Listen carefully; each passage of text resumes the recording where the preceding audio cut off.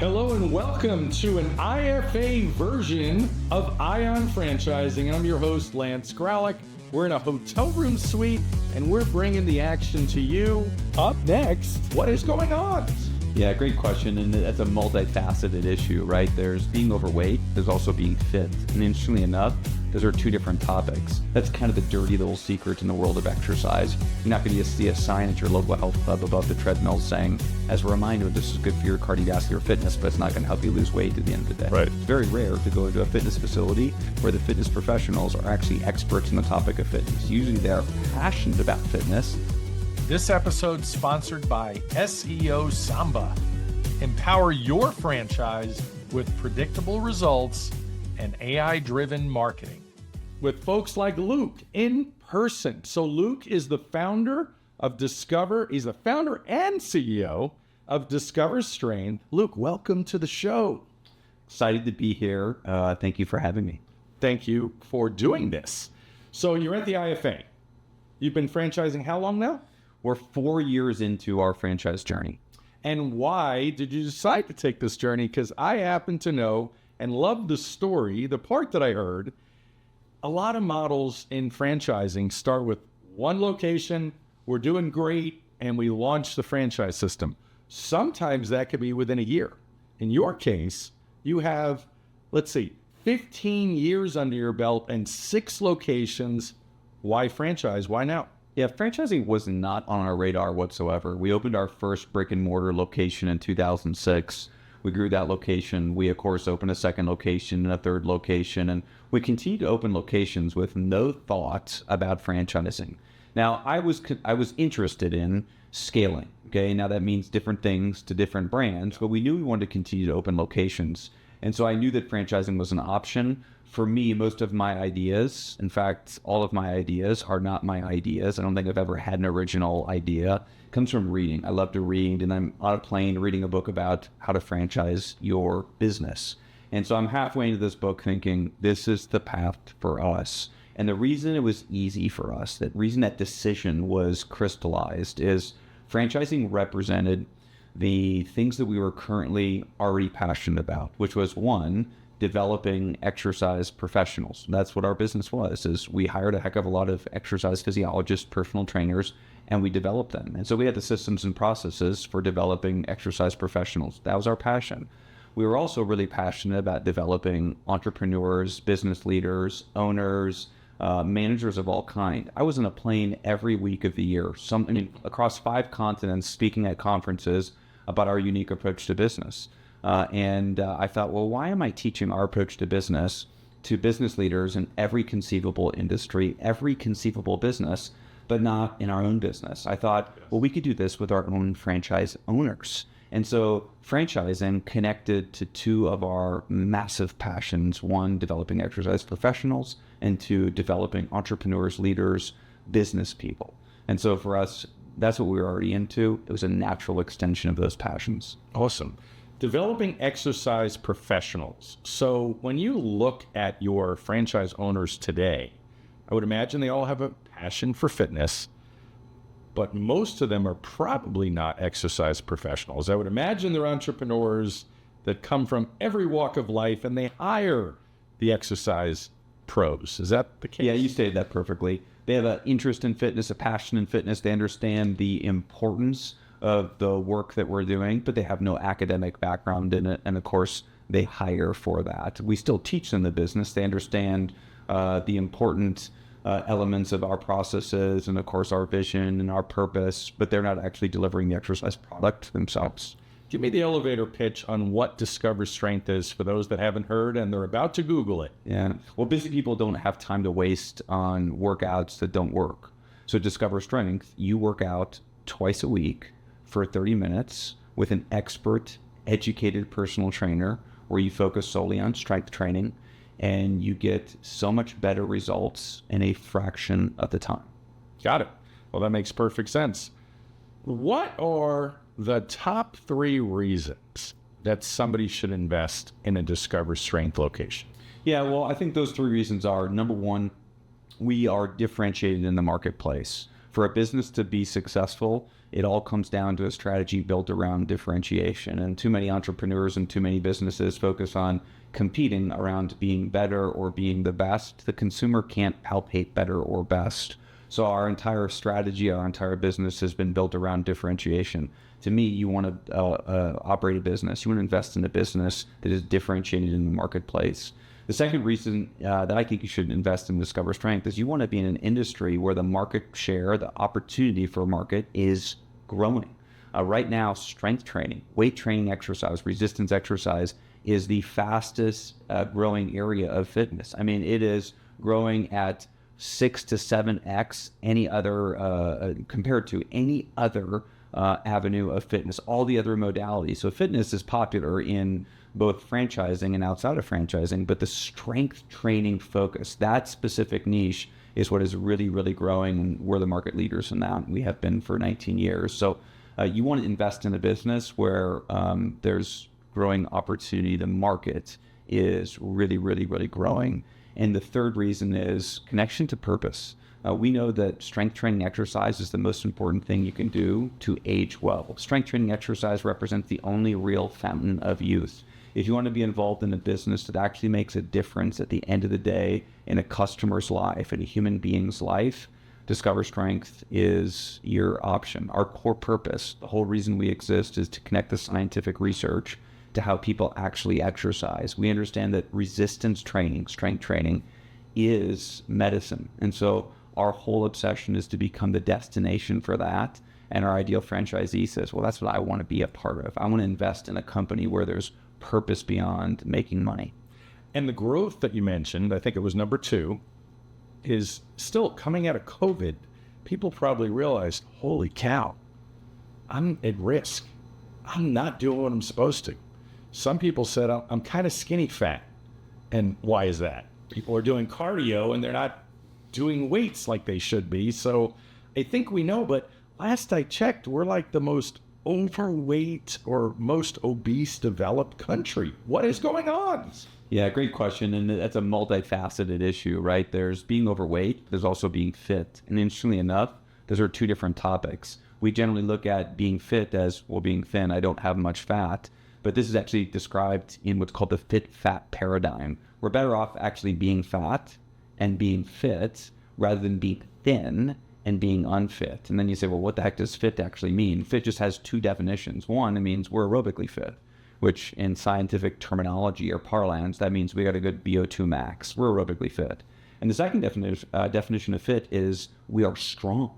Okay, we can actually lift a pretty heavy weight. So let me just restate that. We're better off being strong and fat than we are being thin and weak. It's a bigger risk factor to be weak than it is to be overweight. Now, if we want to lose weight, exercise probably is not the best way to do that. And I'm an exercise professional. I'm an exercise physiologist. The research is very conclusive. Exercise is not a great way to lose weight. We should just eat less food if we want to lose weight. If we want to get fit, if we want to challenge that aerobic fitness, if we want to get really strong, of course, that's what we're called to do. We engage in strength training or resistance training exercise. Now, of course, as we add muscle and we strength train, we're more efficient at burning calories. We improve our body composition. But we've asked exercise to do something that just doesn't do, which is help us lose weight and help us burn more calories. That's kind of the dirty little secret in the world of exercise. You're not going to see a sign at your local health club above the treadmill saying, as a reminder, this is good for your cardiovascular fitness, but it's not going to help you lose weight at the end of the day. Right. So everyone that checks out a franchise, it seems at one point, if they're smart, they think to themselves, maybe I can do this myself. I don't need a franchise. But the really smart ones realize there's a lot of stuff here. I can't figure this out on my own. But what do you say to that for the person that wants to go it on their own? Yeah, well, my answer is a little bit more nuanced. I had so many business owners in our space in the world of fitness, and specifically business owners that focused on strength training, personal training type gyms. I mean, I met with literally hundreds of them. I've been on hundreds of podcasts. I've spoken at literally hundreds of conferences talking about how do you build a business like this. And I would have inevitably, I was always very an open book, open door approach, and people would fly and come visit us and kind of look at what we would do. And they'd be a day into visiting and discussing our systems and processes. And they would say, well, I could never do any of this. There's just too many systems and too many processes. Yeah. And so the short answer to your question is the reason you invest in a franchise is all of the work around building the systems and the processes that drive the KPIs. That work has been done for you. And when you first hear that line, you think, well, I could do that work. I could figure that out. And I'm telling you, I've been around so many wonderful entrepreneurs and so many owners that have operated their businesses for so long and they haven't figured it out. Yeah. And when they spend a couple days looking at a business that has, they say, there are layers to this that go so much deeper that I can understand why I would want to invest in a franchise. That doesn't mean it's a turnkey operation. It's not an annuity, but those processes and those systems, all the problems that you're going to face over time, we faced so many of them and solved for so many of them. Yeah, there's nothing new. And let's roll right into support and marketing. So myself, being a franchisee of multiple brands, many years ago, president of the Franchise Advisory Council for Wingstop and other brands. Long story short, support and marketing tend to be the things that people realize if they've selected the wrong franchise, shit, they're not supporting me. I never see these people or hear from them. The marketing sucks. Customer acquisition. Why do I have them? So tell us a little bit about that secret sauce for you.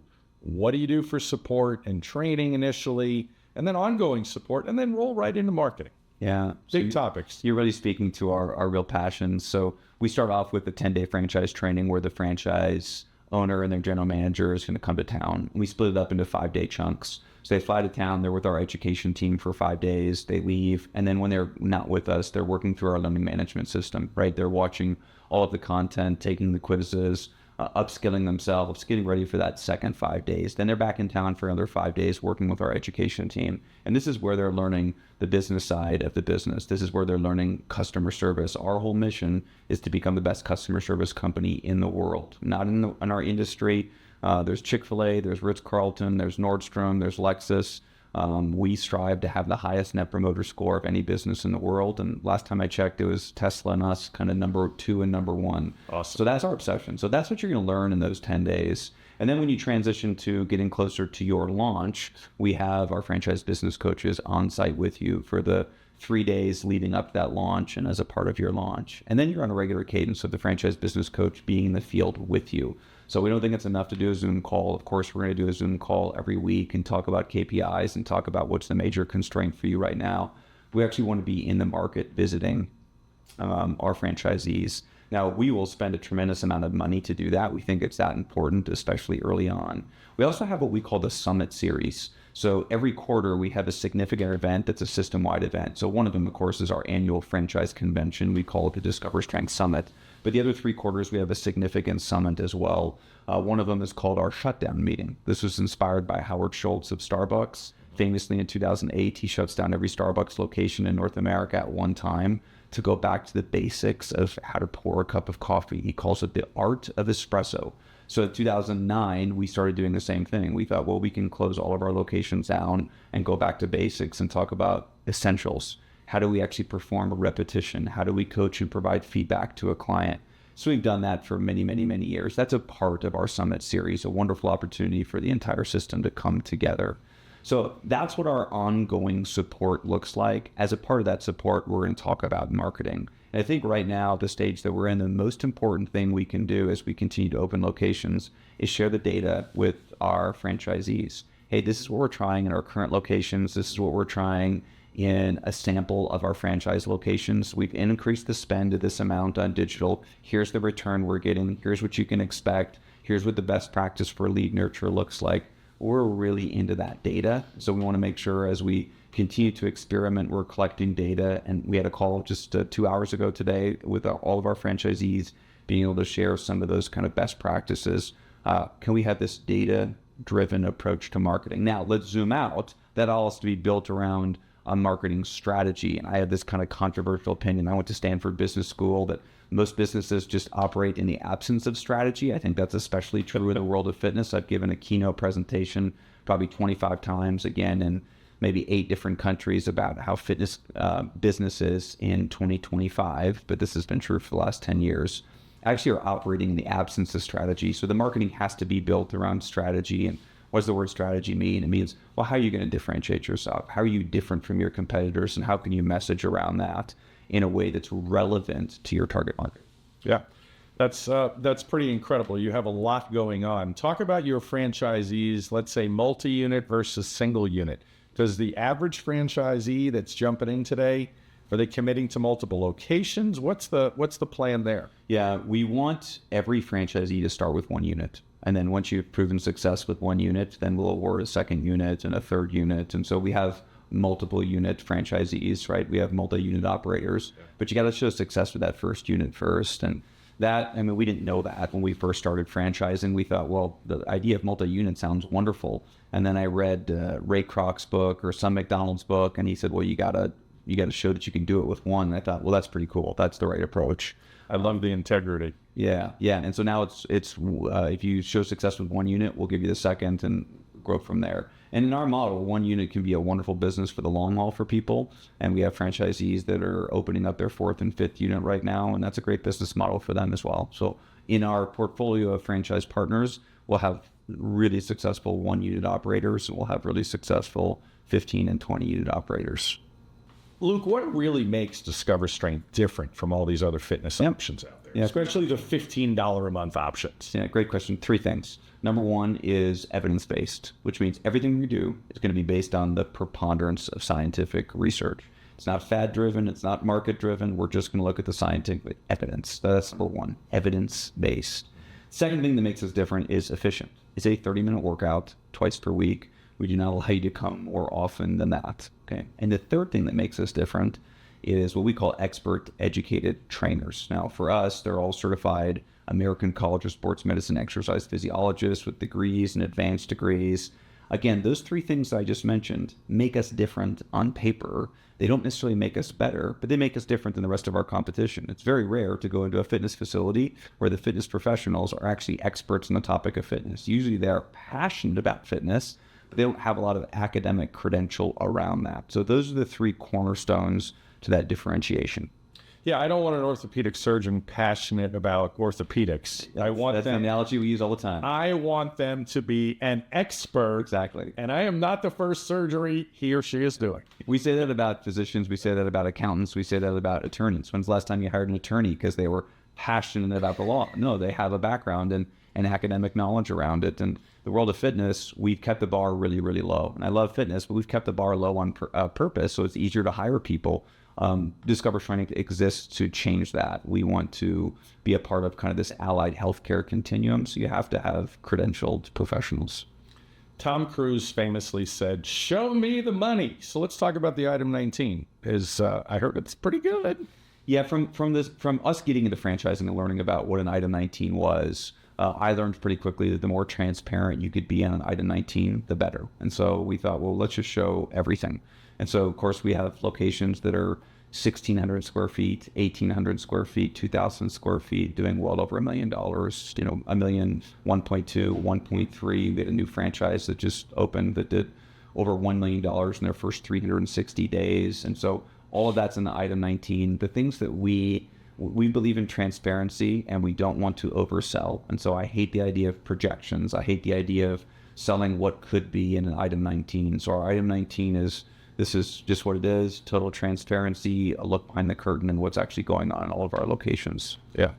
Yeah, well, and people want to know. Anybody listening is like, okay, now how much can I make doing this? Well, how much can other people make? You're not in it yet. Bingo. It really depends on you. Yeah.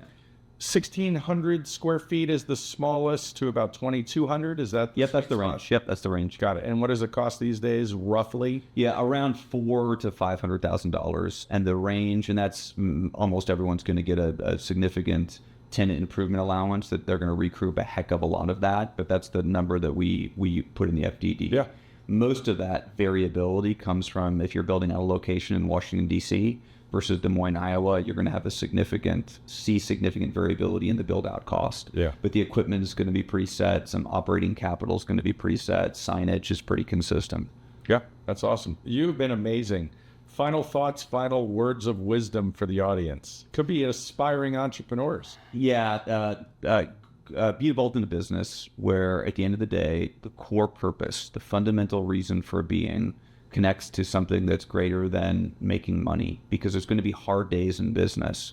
And during those hard days, you want to know that all of the striving, all of the grinding, all of the effort is connected to a purpose that's greater than yourself. The litmus test is, if there was no money to be made, would I still be passionate about this? That's the idea of core purpose. Now, we can combine that with the idea that I could make an enormous amount of money in an endeavor that's connected to my purpose. And to me, I always want it to be both. Work with purpose and also the opportunity to build real wealth.